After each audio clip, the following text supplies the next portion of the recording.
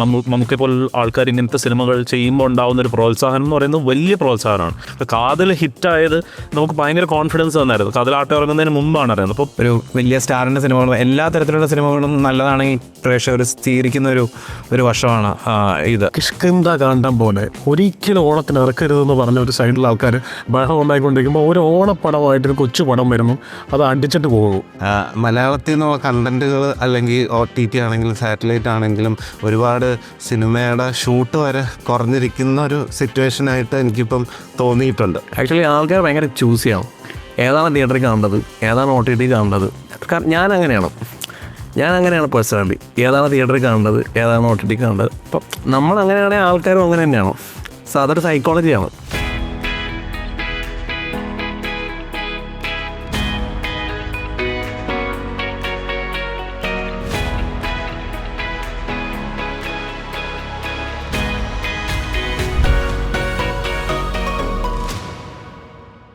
ഈ ഉള്ളൊഴുക്കിലിപ്പം 2 തലമുറയിൽപ്പെട്ട ആക്ട്രസ് അവർ രണ്ടുപേരും ഉപശിജി നമുക്കറിയാം ഒരു സമയത്ത് എല്ലാതരം സിനിമകളിലും അവർ പലതരം ക്യാരക്ടേഴ്സ് ചെയ്തിട്ടുള്ളവരാണ്. ഉള്ളൊഴുക്കിൽ വരുമ്പം പാർവതിയുമായിട്ട് അവർ രണ്ടുപേരും മത്സരിച്ച് അഭിനയിക്കുന്നതാണ് നമ്മൾ കാണുന്നത്. ഈ ഒരു തലമുറ മാറ്റം പക്ഷേ ഒരു തരത്തിലും അവരെ അഫക്റ്റ് ചെയ്തിട്ടില്ല എന്നാണ് നമുക്ക് മനസ്സിലാവുക അല്ലേ? തീർച്ചയായിട്ടും അവർ രണ്ടുപേരും ഭയങ്കരമായിട്ട് എൻജോയ് ചെയ്തൊരു ഷൂട്ടാണ്. പാർവതിക്കും ഭയങ്കര എക്സൈറ്റ്മെൻ്റ് ആയിരുന്നു ചേച്ചിയിലൂടെ ആദ്യമായിട്ട് വർക്ക് ചെയ്യാൻ പറ്റുക എന്നുള്ളത്. അവർ രണ്ടുപേരും ഇൻഡസ്ട്രിയിൽ ഒരുപാട് നാളുണ്ടായിട്ടും ഒരിക്കലും ഒരു ഫ്രെയിമിൽ എനിക്ക് തോന്നുന്നില്ല അതിന് മുമ്പ് അങ്ങനെ അഭിനയിച്ചിട്ടുണ്ടെന്നുള്ളത്. അപ്പം ഉള്ളൊഴുക്കിലായിരുന്നു ആദ്യമായിട്ട് അങ്ങനെ വരുന്നത്. അപ്പം രണ്ടുപേരും ഭയങ്കര എക്സൈറ്റഡ് ആയിട്ടാണ് അത് ചെയ്യുന്നത്. പിന്നെ ഈ പറഞ്ഞ പോലെ ഭയങ്കര ഇമോഷണൽ ഒരു ഡ്രാമ ആയതുകൊണ്ടും പെർഫോമൻസ് ഓറിയൻറ്റഡ് ആയതുകൊണ്ടും അതിൻ്റെ ഒരു ചലഞ്ചസ് ഉണ്ടായിരുന്നു. പിന്നെ സാധാരണ സിനിമയുമല്ല, പകുതിയും വെള്ളത്തിലാണ് നടക്കുന്നത്. അപ്പം രാവിലെ ഒരു വരുമ്പോൾ തന്നെ വെള്ളത്തിലേക്ക് ഇറങ്ങുമായിരിക്കും. പിന്നെ ആ ഡ്രസ്സ് ഇട്ടുകൊണ്ടായിരിക്കും ഉച്ചയ്ക്ക് ഭക്ഷണം കഴിക്കുന്നതും വൈകുന്നേരം ഷൂട്ട് ചെയ്യുന്നതും ഒക്കെ അതിലായിരിക്കും. പിന്നെ ഈ പറഞ്ഞ പോലെ നമ്മൾ സാധാരണ ഒരു സെറ്റിലൊരു കാര്യം എടുത്ത് ഇവിടെ നിന്ന് അങ്ങോട്ട് വെക്കാൻ പറയുമ്പം അതൊരു 10 മിനിറ്റിൽ കാര്യം നടക്കുമായിരിക്കും. പക്ഷേ ഇവിടെ ഒരു സാധനം അവിടെ വെക്കണമെന്നുണ്ടെങ്കിൽ അതിനെപ്പറ്റി നമ്മൾ ഒരുപാട് ആലോചിക്കണം. ഒരു ക്രെയിൻ കൊണ്ട് പാടത്ത് വെക്കണം അല്ലെങ്കിൽ അവിടെ വെക്കണമെന്നുണ്ടെങ്കിൽ നമ്മൾ തലേ ദിവസം തന്നെ ഇത് ആലോചിച്ച് പ്ലാൻ ചെയ്തിട്ട് വേണം അത് ചെയ്യാൻ. അവിടുന്ന് മാറ്റണമെന്നുണ്ടെങ്കിൽ ചിലപ്പോൾ ഈ വെള്ളം മൊത്തം ഡ്രെയിൻ ചെയ്തിട്ട് വേണം അത് മാറ്റാൻ. അപ്പോൾ വീടിന് 2 ഏക്കർ സ്ഥലം മൊത്തം ഞങ്ങൾ വെള്ളം ഫില്ല് ചെയ്തിട്ടാണ് ഇത് ഷൂട്ട് ചെയ്യുന്നത്. രാത്രി മൊത്തം ഒരു 8 മണിക്കൂർ 10 മണിക്കൂർ വെള്ളം പമ്പ് ചെയ്യും. രാവിലെ എത്തുമ്പോൾ നമുക്ക് വേണ്ട ഒരു ലെവല് 2-3 ലെവലുണ്ട് ഫ്ലഡിൻ്റെ ലെവലിലേക്ക് എത്തും. എന്നിട്ടാണ് നമ്മൾ ഷൂട്ട് ചെയ്യുന്നത്. അപ്പം കുറേ സീൻസൊക്കെ വീടിനകത്താകുമ്പം ചേച്ചി തന്നെ പറയും നമുക്ക് അടുത്ത ദിവസം വെള്ളത്തിൽ പോയി ഷൂട്ട് ചെയ്യാം, അല്ലെങ്കിൽ വെള്ളത്തിൽ നിന്നുകൊണ്ട് ഷൂട്ട് ചെയ്യാം എന്നൊക്കെ. അപ്പം അവർ രണ്ടുപേരും ഭയങ്കരമായിട്ട് എൻജോയ് ചെയ്ത ഒരു ഷൂട്ടും പിന്നെ എനിക്കും ഒരു വളരെ ഭയങ്കര ഒരു എക്സ്പീരിയൻസ് ആയിരുന്നു. കാരണം ചില സീനൊക്കെ നമുക്കറിയാം, നമ്മൾ എഴുതി വെച്ചിട്ടുണ്ട് ഈ സീൻ ഇങ്ങനെ വർക്കാവും എന്നുള്ളത്. പക്ഷേ ചേച്ചി വന്നിട്ട് അത് പെർഫോം ചെയ്യുന്നത് കാണുമ്പോൾ നമുക്ക് ആദ്യമായിട്ട് ഇപ്പം ഓഡിയൻസൊക്കെ സിനിമ തിയേറ്ററിൽ വരുമ്പോഴാണ് കാണുന്നത്. നമ്മളത് നേരിട്ട് അവിടെ വെച്ച് തന്നെ ആ പെർഫോമൻസ് കാണാൻ പറ്റുക എന്ന് പറയുന്നൊരു ഭാഗ്യം ഭയങ്കര വലുതാണ്. കാരണം എല്ലാ ഇമോഷൻസും ഭയങ്കര ജെനുവിനായിട്ടും ഭയങ്കര ഓണസ്റ്റായിട്ടുമാണ് ഒരു ചേച്ചിയിലേക്ക് ഒരു വാക്ക് പോയിട്ട് അത് പുറത്തേക്ക് വരുമ്പോൾ അത് ജീവിതത്തിൻ്റെ എവിടേക്കോ തട്ടിയിട്ടാണിത് വരുന്നത്. കാരണം ഈ സിനിമയിൽ നടക്കുന്ന ഓരോ സംഭവത്തിനും റിലേറ്റ് ചെയ്യാൻ ചേച്ചിക്ക് പറയാൻ ഒരുപാട് അനുഭവങ്ങളുണ്ട്. അപ്പോൾ ഓരോ ഇമോഷനും അങ്ങനെ നമ്മൾ എഴുതി വെച്ചത് ചേച്ചിയിലേക്ക് പോയി വേറൊരു രീതിയിലാണ് പുറത്തേക്ക് വരുന്നത്. അപ്പോൾ അതൊക്കെ കാണുമ്പം ഭയങ്കര ഒരു എക്സൈറ്റ്മെൻ്റ് ആയിരുന്നു. ചേച്ചിയും പാർവതിയും തമ്മിലുള്ള സീൻസ് ചെയ്യാനും ഭയങ്കര എൻജോയ് ചെയ്തതാണ്. അതുപോലെ തന്നെ എല്ലാ ആക്ടേഴ്സും എല്ലാവർക്കും പെർഫോം ചെയ്യാനൊരു സ്പേസ് ഉള്ള ഒരു ഫിലിം ആയതുകൊണ്ടും അങ്ങനത്തെ ഒരുപാട് സീൻസ് ഉള്ളതുകൊണ്ടും പുതിയ ഒരുപാട് ആക്ടേഴ്സ് ഉണ്ട്. അപ്പം ആ പുതിയ ആക്ടേഴ്സിനെ ഒക്കെ ചേച്ചിയും പാർവതിയും വളരെയധികം സപ്പോർട്ട് ചെയ്യുകയും ഒക്കെ ചെയ്ത് വളരെ എൻജോയ് ചെയ്തിട്ടാണ് നമ്മൾ ഷൂട്ട് ചെയ്തത്. നമ്മൾ ഈ മാറ്റത്തിൻ്റെ കാര്യം പറയുന്ന സമയത്ത് നിങ്ങൾ ഡയറക്ടേഴ്സ് എല്ലാവരും എങ്ങനെയാണ് അപ്ഡേറ്റ് ചെയ്യാൻ ശ്രമിച്ചത്? അതുപോലെ തന്നെ മമ്മൂട്ടി മാത്രമല്ല, ഇപ്പോൾ ഇവിടെ ജഗദീഷ് ഉണ്ട്, വിജയരാഘവനുണ്ട്, അങ്ങനെ ഒരു നിര ഓഫ് ആക്ടേഴ്സ്, അശോകൻ, അങ്ങനെ നമ്മൾ ഒരു കാലത്ത് ഇങ്ങനെ കണ്ട് പരിചയമുള്ള ആക്ടേഴ്സൊക്കെ ഇങ്ങനെ വണ്ടർ അടുപ്പിക്കുന്ന രീതിയിലാണ്. ഇപ്പോൾ ഗണേഷ് കുമാർ ആണെങ്കിലും സായി കുമാർ ആണെങ്കിലും എല്ലാവരും, ഇപ്പം മനോഹർ ചേച്ചി, അങ്ങനെയുള്ള എല്ലാ ആക്ടേഴ്സും നമ്മൾ ഒട്ടും എക്സ്പെക്ട് ചെയ്യാത്ത level of performance back to back തന്നുകൊണ്ടിരിക്കുകയാണ്. പക്ഷെ അതിലെനിക്ക് തോന്നുന്നു ഈ ക്യാരക്ടേഴ്സിന് അവരുടെ ഒരു ടിപ്പിക്കൽ ക്യാരക്ടേഴ്സ് ഒന്ന് മാറ്റി അവർക്ക് കുറെ പ്ലേസ്മെന്റിലും ഒരു പ്രാധാന്യം ഉണ്ട്. അല്ല, അവർക്കും ഭയങ്കരമായിട്ട് പുതിയ സാധനം ചെയ്യണം. അവർ ഇതുവരെ ചെയ്യാത്ത, ഇപ്പം ഞാൻ ജഗദീശൻ്റെ കൂടെ വർക്ക് ചെയ്യുന്ന സമയത്ത് ടൊവിയുടെ കൂടെ ഇത് ചെയ്യുന്നു. അപ്പോൾ പുള്ളിക്കാരൻ അത് കഴിഞ്ഞിട്ടും ടൊവിയും ബേസിലും കോംബോ ഉണ്ട്. അപ്പോൾ അതെങ്ങനെ വന്നിട്ടുണ്ട് എന്നുള്ളത് ചോദിക്കുന്നു. അപ്പോൾ ഇപ്പോൾ ഞങ്ങളുടെ ഒരു സീക്വൻസിൽ കയറിൽ കെട്ടി കയറണം, അത് ഈ കയറ് കെട്ടി തൂങ്ങി ഇറങ്ങണം. അപ്പോൾ ജഗദീഷ് ചേട്ടനൊക്കെ അതിന് ഭയങ്കര ആ ഒരു പവറിൽ തന്നെ പുള്ളി അങ്ങ് നിൽക്കുകയാണ്. ഓക്കെ ഞാനത് ചെയ്തോളാം, റോപ്പിടുന്നു, അത് ചെയ്യുന്നു, ഇറങ്ങുന്നു.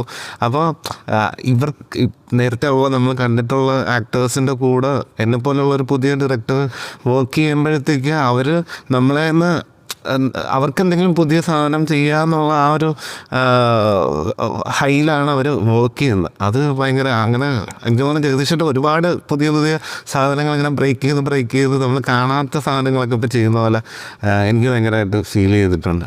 ഈ മാറ്റങ്ങളുടെ കൂട്ടത്തിൽ ഈ സിനിമയുടെ മുമ്പത്തെ പോലെ അല്ലല്ലോ സാർ. പണ്ട് ഏതെങ്കിലും മാഗസിൻസിലോ പത്രത്തിലോ ഒക്കെ വരുന്നതിനപ്പം ഇപ്പോൾ ഇതിന് പ്രൊമോഷൻസിനാണ് കൂടുതൽ. ഇപ്പം സൂക്ഷ്മദർശിനിയാണ് ഏറ്റവും അവസാനം ഇവർ രണ്ടുപേരും ഇരുന്ന് തങ്കടിക്കുന്നതാണ് മൊത്തം. അതെ അപ്പം അതെ അവരുടെ കോംബോ. അപ്പോൾ അത് പടങ്ങളെ എങ്ങനെ നമ്മൾ ആളുകളിലേക്ക് എത്തിക്കുന്നു, പ്രത്യേകിച്ച് ഈ സോഷ്യൽ മീഡിയയുടെ കാലത്ത് അത് എത്രത്തോളം ഹെൽപ്ഫുൾ ആവുന്നുണ്ട്? ആഡ് ചെയ്തിട്ട് കൂടെ ചോദിക്കാതെ ഇപ്പം ഈ പറഞ്ഞതുപോലെ തന്നെ പിന്നീട് പറഞ്ഞതുപോലെ ഈ സിനിമ നമ്മൾ ഭയങ്കരമായിട്ട് എടുക്കുന്നു, അതിനെ വിജയിപ്പിക്കാനുള്ളത് എല്ലാ സംവിധായകരും ചെയ്യുന്നു. അടുത്തൊരു സ്റ്റേജിൽ ഇതിൻ്റെ പ്രൊമോഷൻ കൂടെ സക്സസ്ഫുൾ ആക്കുക. അപ്പം ബ്ലെസ്സി കുറച്ച് നാളുകൾക്ക് ശേഷം വരുന്ന സമയത്ത് ഈ ഒരു പ്രൊമോഷൻ സ്പേസും കൂടി ഉണ്ടാവുമല്ലോ. അതിലും നിങ്ങൾ ക്രിയേറ്റേഴ്സ് ഇപ്പോൾ ഭയങ്കരമായിട്ട് ഇടപെടുന്നുണ്ടോ?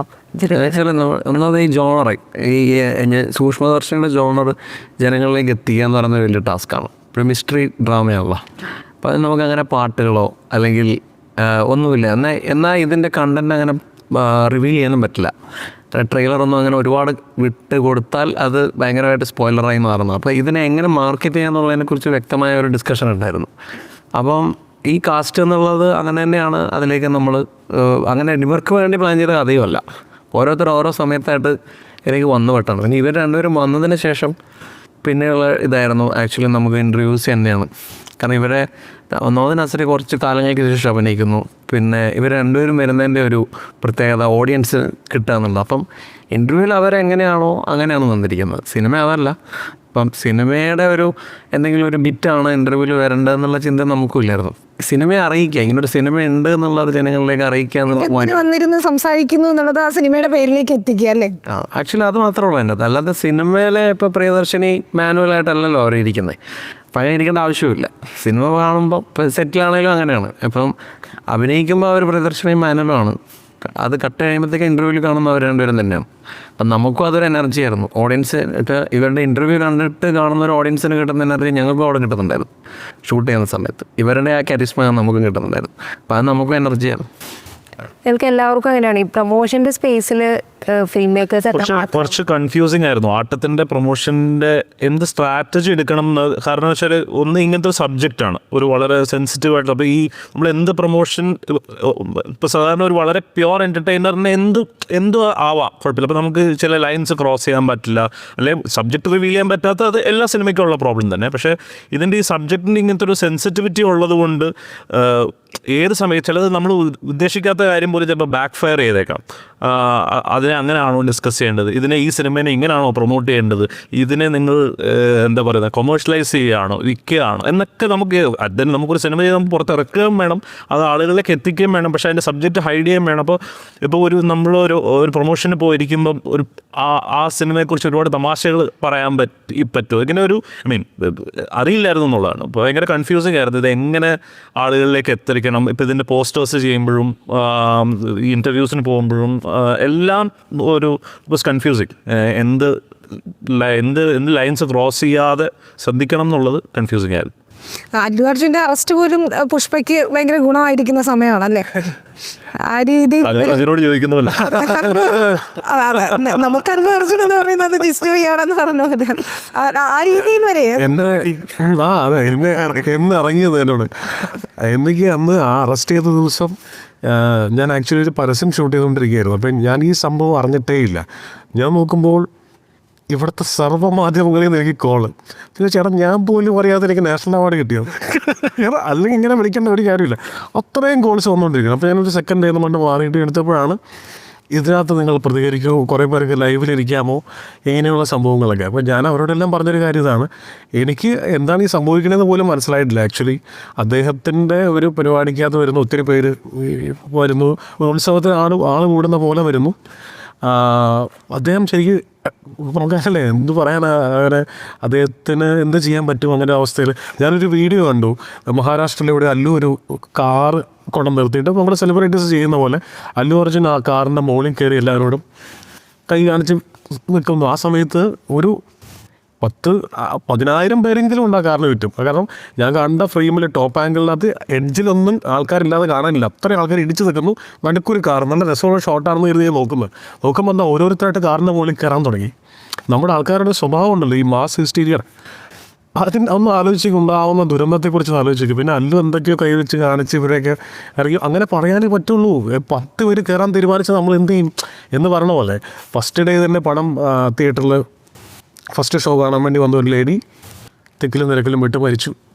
രണ്ടാമതിപ്പോൾ ഇങ്ങനെയും സംഭവിച്ചു. പക്ഷെ നമുക്കതിനകത്ത് എന്ത് പറയാനായി പറഞ്ഞ പോലെ ശ്രദ്ധിക്കുക എന്നുള്ളത് മാത്രമല്ലേ പറയാൻ പറ്റുള്ളൂ. ഈ പ്രൊമോഷൻ സൈഡ് പറഞ്ഞപ്പോൾ സാറിന് പക്ഷേ ഇത് ഒക്കെ ഒരു പുതിയ കാര്യങ്ങളായിരുന്നു.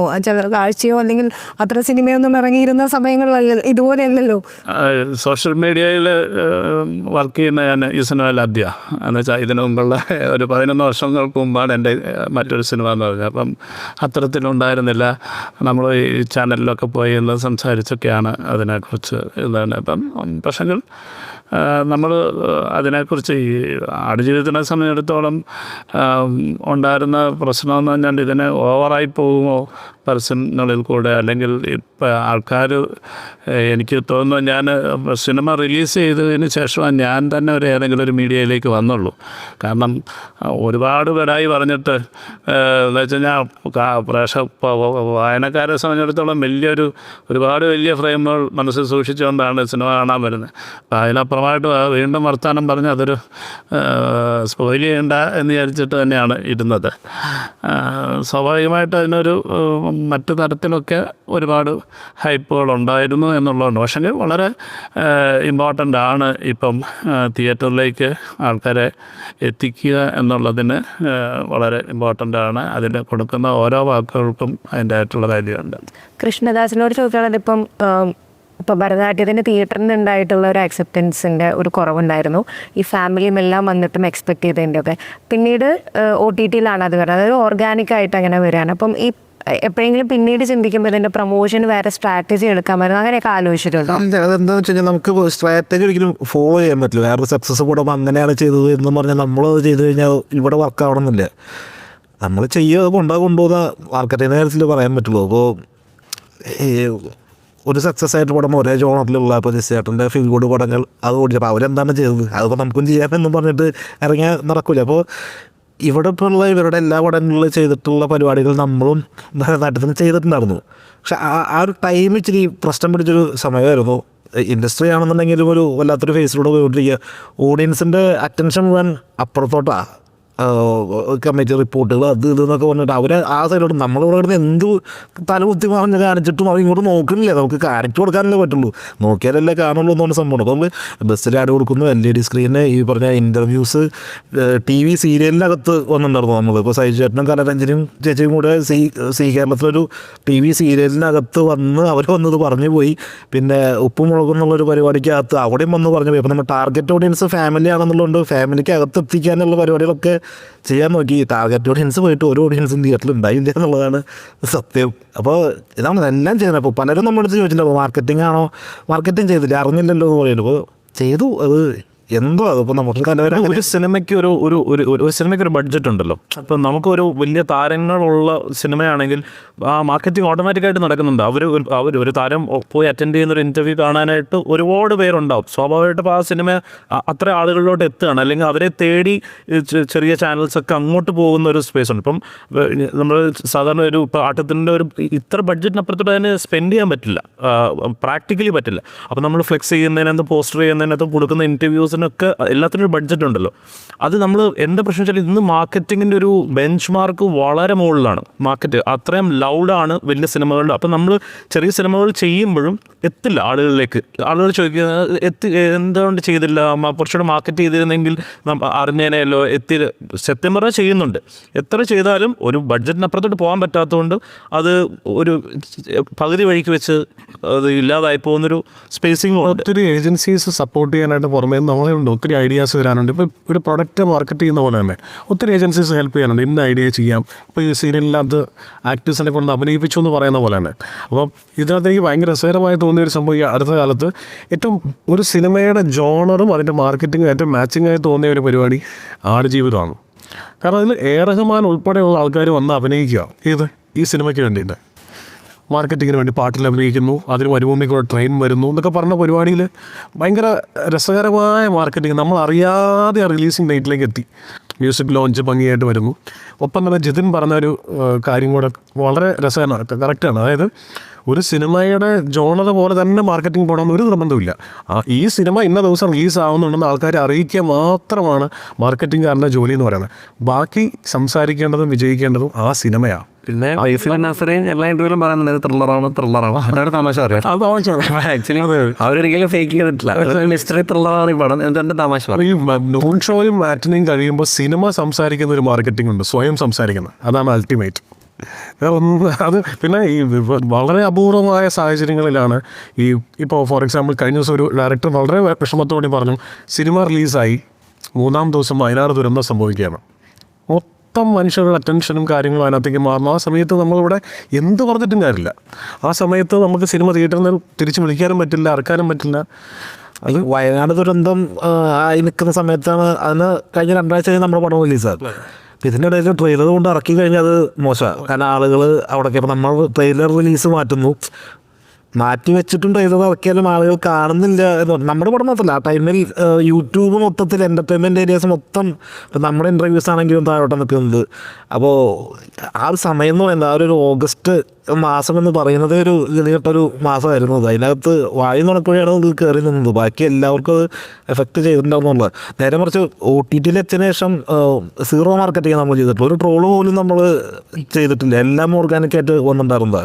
അപ്പോൾ ഈ ആൾക്കാരൊക്കെ അവിടെ ഉണ്ടെന്നുള്ളത് ട്രോളൊക്കെ ഭയങ്കരമായിട്ട് ഹെൽപ്പ് ചെയ്തിട്ടുണ്ട്. മൂകാംബിക സിനിമാറ്റിക് യൂണിവേഴ്സിറ്റി അതൊക്കെ ആ വഴിയൊക്കെ പോയിട്ടില്ലേ. ഇവിടെ കിടന്ന് നമ്മൾ ഫലവത്തി പറഞ്ഞിട്ട് പ്രോജക്റ്റ് ഭയങ്കരമായിട്ട് ആ രീതിയിലൊരു സപ്പോർട്ട് സിസ്റ്റം ഉണ്ടായിരുന്നു തോന്നുന്നു. തന്നെ ഉണ്ടായിട്ടുണ്ടായിരുന്നു. പിന്നെ ഒരു വേർഡ് ഓഫ് മൗത്ത് ചില സിനിമകൾ, ഇപ്പം ഗഗനാചാരി പോലുള്ള സിനിമയിൽ, ഭരതനാട്യം പോലുള്ള ഇവൻ ഒരു വേർഡ് ഓഫ് മൗത്ത് ഉണ്ടായി വരാനായിട്ടുള്ളൊരു സമയം പണ്ടത്തെ പോലെ ഇന്നില്ല. ഇപ്പോൾ കേട്ട് അപ്പോഴത്തേക്ക് തിയേറ്ററിൽ അടുത്ത പടം വരുന്നു, മാറുന്നു എന്ന് പറയുന്നൊരു അൺഫോർച്ചുനേറ്റ് സംഭവമുണ്ട്. ഇപ്പോൾ അദ്ദേഹം പറഞ്ഞ പോലെ പടം ഇറങ്ങി കഴിയുമ്പോൾ ആ പടത്തെക്കുറിച്ചൊരു ആക്ച്വൽ വിധി വരും, എത്ര മാർക്കറ്റ് ചെയ്താലും. അപ്പോൾ അത് ആളുകളിലേക്ക് എത്തി ആ സമയം എടുക്കുമല്ലോ. ഞാൻ പറയുന്നത് ചെറിയ പടം കേട്ടോ, താരങ്ങളില്ലാത്ത ചെറിയ പടങ്ങളെക്കുറിച്ചാണ് പറയുന്നത്. അതിനൊരു സമയം വേണം. അപ്പോൾ അതിന് കുറച്ചൊരു മാർക്കറ്റിംഗ് മാത്രമല്ല, തിയേറ്റേഴ്സിൻ്റെ സപ്പോർട്ട് വേണം, തിയേറ്റർ ഓണേഴ്സിൻ്റെ സപ്പോർട്ട് വേണം. പടം നല്ലതാണെങ്കിൽ ഏതെങ്കിലും രീതിയിലൊക്കെ അത് ഒന്ന് ഹോൾഡ് ചെയ്യാനൊക്കെ ഉള്ളൊരു സപ്പോർട്ട് വേണം. മാർക്കറ്റിംഗ് മാത്രം ഒരു ഫാക്ടറാണെന്ന് എനിക്ക് തോന്നുന്നില്ല. ഇല്ല, ആഫ്റ്റർ ഓൾ എനിക്ക് തോന്നിയിട്ടുള്ളത് കണ്ടൻറ്റ് നല്ലതാണെങ്കിൽ എന്തായാലും പ്രേക്ഷകരത് സ്വീകരിക്കും എന്ന് തന്നെയാണ് എനിക്ക് തോന്നിയിട്ടുള്ളത്. അതിപ്പം നേരത്തെ പറഞ്ഞ പോലെ ഇപ്പോൾ തിയേറ്ററിൽ അത് വർക്കായില്ല, പക്ഷേ കണ്ടൻറ്റ് നമ്മൾ ക്രിയേറ്റ് ചെയ്തേക്കുന്ന ആ സാധനം പ്രേക്ഷകരെ ഇഷ്ടപ്പെടാൻ ഏത് മീഡിയ ആണെങ്കിലും പറ്റും എന്നുള്ളത്. ഇപ്പോൾ ഇറങ്ങുന്നതിന് മുന്നേ നമ്മുടെ ഒരു വ്യക്തമായിട്ടുള്ള ഒരു മാർക്കറ്റിംഗ് സ്ട്രാറ്റജി ഉണ്ടായിരുന്നത് ആ ബസ് ക്രിയേറ്റ് ചെയ്ത് പോവുക, അങ്ങനത്തെ ഇനിഷ്യൽ കണ്ടൻസ് വരിക.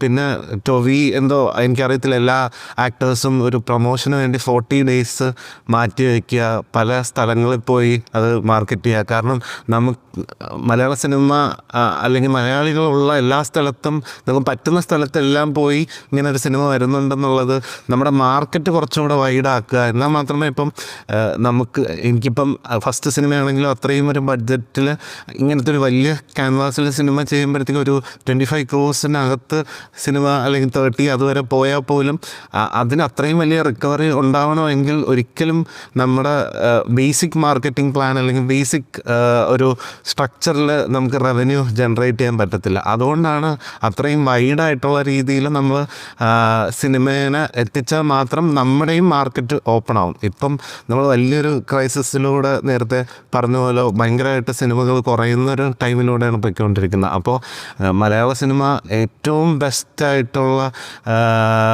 ഒരു വർഷമായിരുന്നു 2024. സ്റ്റിൽ മലയാളത്തിൽ നിന്നുള്ള കണ്ടൻറ്റുകൾ അല്ലെങ്കിൽ OTT ആണെങ്കിലും സാറ്റലൈറ്റ് ആണെങ്കിലും ഒരുപാട് സിനിമയുടെ ഷൂട്ട് വരെ കുറഞ്ഞിരിക്കുന്ന ഒരു സിറ്റുവേഷനായിട്ട് എനിക്കിപ്പം തോന്നിയിട്ടുണ്ട്. അതെങ്ങനെയാണ് ടാക്കിൾ ചെയ്യാൻ പോകുന്നതെന്നും എല്ലാവരും ഇങ്ങനെ വെയിറ്റ് ചെയ്തുകൊണ്ടിരിക്കുകയാണ്. അത് പുറത്ത് എത്ര പേർക്ക് അറിയുമെന്ന് എനിക്കറിയത്തില്ല, പക്ഷെ നമ്മൾ ഇൻഡസ്ട്രിയിൽ ഉള്ളതുകൊണ്ട് നമുക്കറിയാം ഇറ്റ് ഈസ് നോട്ട് ഈസി ഒരുപാട് പ്രോഡക്റ്റുകൾ ഉണ്ടാവാനും അല്ലെങ്കിൽ അത്രയും ഫണ്ടിങ് വരാനും. മലയാള സിനിമ ഇപ്പോഴും എനിക്ക് തോന്നിയിട്ടുള്ളത് നമ്മൾ എല്ലാവർക്കും ഇഷ്ടമാണെങ്കിലും ബിസിനസ് വൈസ് അല്ലെങ്കിൽ മാർക്കറ്റ് വൈസ് ഇനിയും ഓപ്പൺ ആവാൻ ഉണ്ട് എന്നാണ് എനിക്ക് തോന്നിയിട്ടുള്ളത്. ഈ കഴിഞ്ഞ വർഷത്തിൽ മറ്റ് എല്ലാവരുടെയും സിനിമകൾ കണ്ടിട്ടുണ്ടാവുമല്ലോ, മറ്റ് ഭാഷകളിലായി പോലെ അബദ്ധ ലേഡീസൊക്കെ വലിയ ചർച്ചയാണ്. ജിതിൻ ഏറ്റവും ക്യാച്ചിയായി തോന്നിയ ഫിലിംസ് ഏതൊക്കെയാണ്? അല്ല, ഒരുപാട് എനിക്ക് തോന്നുന്നു നമ്മളിപ്പോൾ ഇത്രയും പേരാണ് ഉള്ളതെങ്കിലും ഇപ്പം മഞ്ഞുമല ആണെങ്കിലും അങ്ങനെ ഇഷ്ടം പോലെ ഇവിടെ എത്താൻ പറ്റാത്ത കുറേ ആൾക്കാരുണ്ട്. അവരുടെയും സിനിമകൾ എനിക്ക് തോന്നിയത് ഈ 2024 എന്ന് പറയുന്ന ബെസ്റ്റ് ഇയർ ഓഫ് മലയാളം സിനിമയിൽ എൻ്റെ ഒരു സിനിമയും പാർട്ടായി അല്ലെങ്കിൽ അത് നാളെ ഒരു ഹിസ്റ്ററിയിൽ ഒരു പാർട്ടാണെന്നുള്ളതിൽ വളരെ ഹാപ്പിയാണ്. എല്ലാ സിനിമകളും ഞാൻ കാണുന്നതാണ്, എല്ലാം എനിക്ക് വർക്കാവുന്ന എല്ലാ ഫോളോ ചെയ്യാറുണ്ട്. സിനിമ ഒരുപാട് കാണുക എന്നുള്ളത് തന്നെയാണ്. ജിസിൻ ഏതാണ് തോന്നിയത്? കുറച്ച് ഇപ്പോൾ ഞാൻ പറഞ്ഞ പോലെ ഇപ്പോൾ ഓഫ് കോഴ്സ് ഇത് സന്തോഷമുള്ള കാര്യം എന്ന് പറയും. ഇപ്പോൾ 2024 കുറിച്ച് നമ്മളിങ്ങനെ പറയുമ്പോൾ എല്ലാ തരം ജോണറിലുള്ള പടങ്ങളുടെ ആൾക്കാർ ഇവിടെ ഇരിപ്പുണ്ട്. ഇവിടെ എത്തിച്ചേരാൻ പറ്റാത്ത 5-8 പേര് വേറെയുണ്ട്. എല്ലാ തരം ബജറ്റിലും ഇപ്പോൾ ബ്ലസ് ചേട്ടൻ പോയി ചെയ്ത പോലത്തെ അങ്ങനത്തെ ഒരു ബജറ്റ് ചെയ്ത പടവും ഇങ്ങനത്തെ ഒരു ബജറ്റ് ചെയ്ത പടവും ഇങ്ങനത്തെ ഒരു ബജറ്റ് ചെയ്ത എല്ലാ തരം ബജറ്റിലുള്ള പടങ്ങളുണ്ടായിട്ടുണ്ട്. എല്ലാ തരം ഫ്ലേവേഴ്സിലുണ്ടായിട്ടുണ്ട്. എല്ലാ ടൈപ്പ് ഓഫ് ആൾക്കാർ ഹീറോസ്, ഏത് ഗ്രേഡിലുള്ള ഹീറോസ് അഭിനയിച്ച പടങ്ങളുടെ ആൾക്കാർ ഇവിടെ ഇരിപ്പുണ്ട്. അപ്പോൾ നമ്മൾ പറഞ്ഞ റിപ്പീറ്റ് തന്നെയാണ്, content is the ultimate hero എന്ന് പറയുന്ന പരിപാടി നിൽക്കുന്നു. പ്രേമലു പോലത്തെ ഏത് മറ്റേ ഭയങ്കര ചിന്തകനായിട്ടുള്ള ആളും പോയിട്ട് തിയേറ്ററിൽ നിന്ന് ചിരിക്കുന്നു, ഹാപ്പിയായിട്ട് ഇറങ്ങിപ്പോരുമോ. കിഷ്കിന്ദ കാണ്ടം പോലെ ഒരിക്കലും ഓണത്തിന് ഇറക്കരുതെന്ന് പറഞ്ഞ ഒരു സൈഡിലുള്ള ആൾക്കാർ ബഹളം ഉണ്ടായിക്കൊണ്ടിരിക്കുമ്പോൾ ഒരു ഓണപ്പടമായിട്ടൊരു കൊച്ചു പടം വരുന്നു, അത് അടിച്ചിട്ട് പോകും. അതേപോലെ മഞ്ഞുമൽ ബോയ്സ് ഈ പറയുന്ന പോലെ ഞാൻ പറഞ്ഞ ഇതിനൊക്കെ ഓഡിയനുണ്ട്. ബ്ലസ് ചേട്ടൻ പറഞ്ഞു തുടങ്ങിയത് തന്നെയാണ് പോയിന്റ്. അതായത് നമ്മൾ ഈ ഫിലിം മേക്കർ എടുക്കുന്ന എഫോർട്ട് എന്താണെന്നുള്ള പ്രേക്ഷകർ അറിയേണ്ട വിഷയമേ അല്ല. അവന് വേണ്ടത് അവന് കണ്ടിട്ടില്ലാത്ത പരിപാടിയാണോ, അവൻ എൻഗേജ് ചെയ്യിക്കുന്നുണ്ടോ. അപ്പോൾ ഞാൻ ഈ സമയത്ത് നിങ്ങൾ ചോദിക്കുമ്പോൾ പറയാൻ ആഗ്രഹിക്കുന്ന മലയാള സിനിമകൾ ഓഫ് കോഴ്സ് ഇതാണ്. പക്ഷേ ഒപ്പം തന്നെ തമിഴിലിറങ്ങിയ ലബ്ബർ പന്തും മെയ്യഴകനും ഒന്നും പറയാതെ പോകാനും നമ്മളത് പിടിച്ചു വിളിക്കുകയല്ലേ. മെയ്യഴകനൊക്കെ നമ്മൾ 96 ഒക്കെ ഇറങ്ങിയ സമയത്ത് എങ്ങനെയാണോ ചർച്ച ചെയ്തുകൊണ്ടത് അതുപോലെ നമ്മുടെ ഇമോഷൻസിനെയൊക്കെ എക്സാക്ട്ലി ഒരു സിനിമ ഒരു കല എന്നതിനപ്പുറം നമ്മളെ ആ സംവിധായകൻ, ഞാൻ ആ സിനിമ കണ്ടപ്പോൾ ആലോചിച്ചു ഇയാൾ എന്തൊരു നല്ല മനുഷ്യനായിരിക്കും എന്നാണ് ചോദിച്ചത്.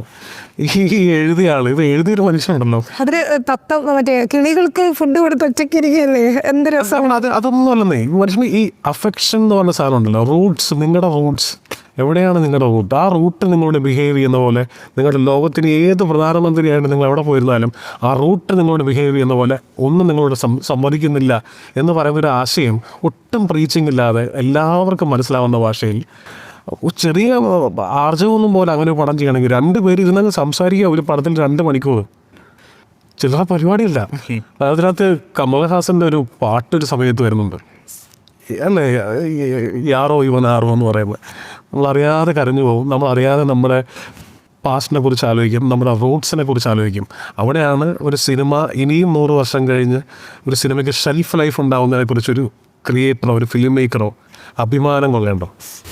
പ്രേംകുമാറിൻ്റെ ഇൻ്റർവ്യൂസിൽ തന്നെ അദ്ദേഹത്തിൻ്റെ സംഭാഷണങ്ങളിൽ സംവിധായകൻ്റെ തന്നെ പറയും, ആ സിനിമയിൽ എന്താണോ നമ്മൾ ഫീൽ ചെയ്യിക്കുന്നത് അത് നമുക്ക് അദ്ദേഹത്തിലും എവിടെയൊക്കെയോ സംസാരിക്കുന്ന സമയത്ത് അത് കാണാൻ എന്നുള്ളൊരു സാധനം പറയും.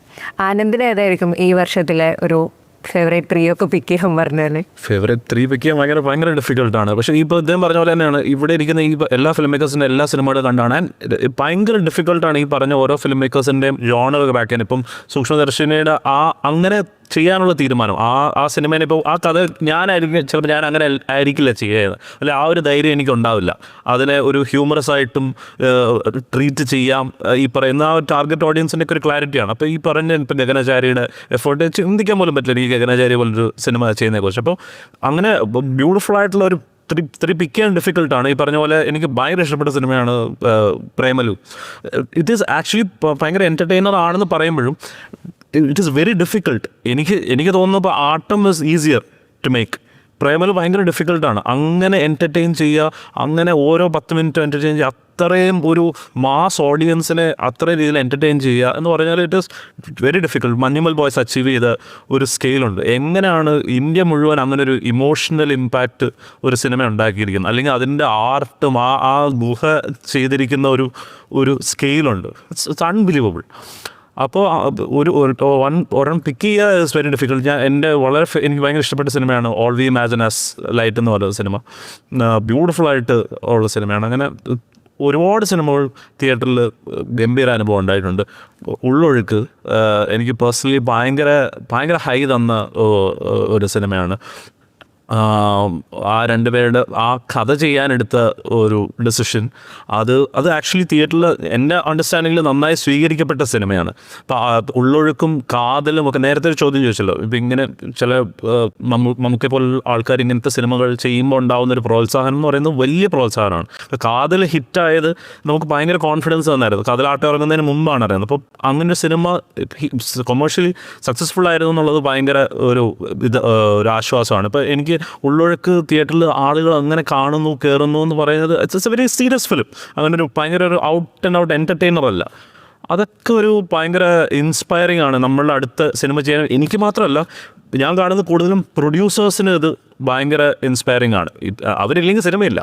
നമ്മൾ സംസാരിക്കാത്ത ഒരു ഏരിയയാണ് ഈ പ്രൊഡ്യൂസേഴ്സ് എന്ന് പറയുന്നത്. അവർക്ക് ഇപ്പോൾ പറയുന്ന ഈ 50 കോടിയും 100 കോടിയും മാത്രമല്ലല്ലോ പ്രോഫിറ്റ്. എല്ലാം കഴിഞ്ഞ് 1 കോടി രൂപ പ്രോഫിറ്റ് വന്നാലും ദാറ്റ് ഇസ് പ്രോഫിറ്റ്. അദ്ദേഹത്തിന് വീണ്ടും ഒരു സിനിമ ചെയ്യാനായിട്ട് പറ്റും. അപ്പോൾ അതൊക്കെ ഇങ്ങനെയുള്ള സിനിമകളുടെ സക്സസ് മലയാളത്തിൽ സംഭവിക്കുന്നു എന്ന് പറയുന്നത് മലയാളത്തിലുള്ള ഫിലിം മേക്കേഴ്സിന് ഭയങ്കര ഒരു നല്ല കാലമാണ്. No doubt.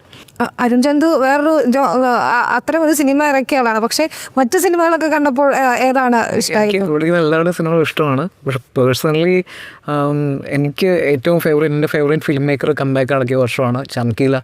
ഇംതിയാസിലയുടെ ഫേവറേറ്റ് മൂവിയാണ്. അപ്പം ചംകീലിനെ ഭയങ്കരമായിട്ട് ടച്ച് ചെയ്തിട്ടുണ്ടായിരുന്നു. അപ്പം കുറച്ച് നാളായിട്ട് ഇംതിയാസിലി ഡൗൺ ആയിരുന്നു. കുറച്ച് ഫിലിംസൊക്കെ വന്നിട്ട് അപ്പം ഭയങ്കര ഹാപ്പിയാണ്. നമുക്ക് ഇഷ്ടപ്പെട്ട ഏറ്റവും നല്ല ഫിലിം മേക്കേഴ്സൊക്കെ കംബാക്ക് അടിക്കുമ്പോഴൊക്കെ. അല്ല, ആനന്ദകൃഷി കുറച്ചുകൂടെ ഒരു സന്തോഷം ഉണ്ടായിരിക്കും അല്ലേ ഒരു സാറിന് പിന്നീട് സിനിമകളൊക്കെ കാണുന്നത് സമയം കിട്ടാറുണ്ടോ? ഞാൻ സിനിമകൾ കണ്ടു തുടങ്ങുന്നതേ ഉള്ളൂ. അതിൻ്റേതായിട്ടുള്ള 2024 പുറകിലാണ്. 2025 കൂടി ആയിരിക്കും. എന്ന് വെച്ചാൽ ഒരുപാട് സിനിമകൾ മിസ്സായിട്ടുണ്ട്. കഴിഞ്ഞ കുറേ നാളുകളുണ്ട്. അത് ഞാൻ ഇത് തുടക്കത്തിൽ തന്നെ ഇവരോട് എൻ്റെ കുറ്റബോധത്തോടുകൂടി ഞാൻ ക്ഷമ പറയുമായിരുന്നു. കാരണം വേറൊന്നുകൊണ്ടല്ല, മറ്റു ചില കാര്യങ്ങൾക്കുണ്ടാകും. തീർച്ചയായിട്ടും എല്ലാവരുടെയും സിനിമ കാണും. പക്ഷേ നമുക്ക് കിട്ടിയിട്ടുള്ള ഒരു ഫീഡ്ബാക്ക് എന്ന് പറഞ്ഞു കഴിഞ്ഞാൽ വളരെയധികം ഒരു സിനിമയോ 2 സിനിമയൊന്നുമല്ല. ഞാൻ ഉള്ളൊഴുക്ക് കണ്ടു കേട്ടോ, ഞാൻ പ്രീവിയൻ്റെ കണ്ട്. അപ്പം ഒരുപാട് സിനിമകൾ നമുക്ക് അങ്ങനെ ഒരു 1, 2, 3 എന്നൊക്കെ പറയാൻ പറ്റാത്ത തരത്തിൽ സിനിമകളുണ്ടാകുന്നു എന്ന് പറയുന്നത് തന്നെയാണ് സന്തോഷം. ക്രിസ്റ്റോ ഒക്കെ ഏതായിരുന്നു കുറച്ചുകൂടി? എനിക്ക് പറഞ്ഞ പോലെ ഒരു സിനിമ പിക്ക് ചെയ്യുന്നതിന് പകരം ആട്ടം തൊട്ടിപ്പം സൂക്ഷ്മദർശിനി വരെ എത്തി നിൽക്കുന്നൊരു മലയാളം സിനിമയുണ്ടല്ലോ, അതാണ് എൻ്റെ ഫേവറേറ്റ്. കാരണം തിയേറ്ററിൽ സക്സസ് ആകുന്നതിനപ്പുറം ഈ ഓരോ സിനിമയും അതിൻ്റെ റൈറ്ററിൻ്റെ അല്ലെങ്കിൽ ഡയറക്ടറിൻ്റെ ഒരു വിഷൻ കൊണ്ടാണ് വരുന്നത്. ഇപ്പം നമ്മൾ സാധാരണ നേരത്തെയൊക്കെ കൊമേഴ്ഷ്യൽ സിനിമകൾ സക്സസ് ആവുന്നു, അതിനെപ്പറ്റിയൊക്കെ ഒരുപാട് സിനിമകൾ സക്സസ് ആയിട്ടൊക്കെ ഉണ്ട്. പക്ഷേ ഈ വർഷത്തിൽ എനിക്ക് ഏറ്റവും സ്പെഷ്യലായിട്ട് തോന്നിയത് ഇതൊക്കെ വെറും എന്താണ്, നമുക്ക് ഈ സിനിമയ്ക്കകത്തൊക്കെ ഒരു പുറകിലൊരു തോട്ട് പോയിട്ടുണ്ട്.